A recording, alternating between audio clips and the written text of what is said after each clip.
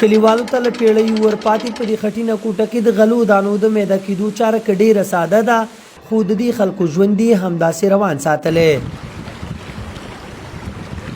د اوبو په مرسته چلیدونکي دا ژرنده یو ډېر اوږد تاریخ لري چې لا یې هم د غلو دانو د میده کېدو په موخه څرخ له تاوېدو نه دی لوېدلی. ژرندې عمومي ډکې خلک پرې وړه کوي. د ژرندې وړه خواږه دي او کوم ځای کې چې اوبه نه وي مجبورتیا یې هلته خلکو ماشینونه ودرولي دي خو خلک کوښښ کوي چې د ژرندې وړه وکړو. د ژرندې وړه خواږه دي او ښه دي.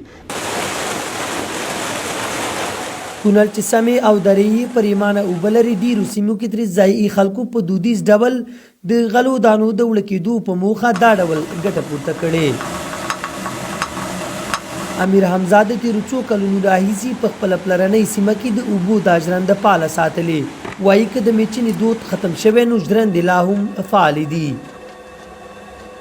د مخکې نه چې کوم و د ژرندو استفاده به داسې ډېره خلکو نه کوله، زیات به د میچنو نه استفاده کوله ځکه چې دا خلک غریبانانو او ویله چې دغه د ژرندې دانې چې کومې دي که نه دا زنانه هم ورته خپلې قیمتي نه ښکاره کړي د غریبۍ د وجې نه.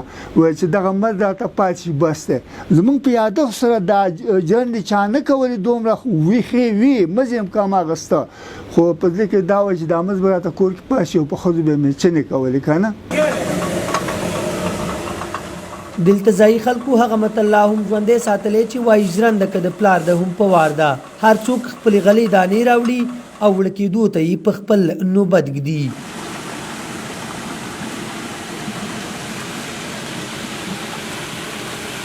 د اوبو دا ژرنده که پخوا یوازې د غلو دانو د وړه کېدو په موخه کارېده خو اوس د عصري ټکنالوژۍ او نویو پرمختګونو په راتګ سره د کونړ په ډېرو سیمو کې ترې خلک د برېښنا د تولید کار هم اخلي او خپلې تیارې خونې یې پرې رڼا ساتلي.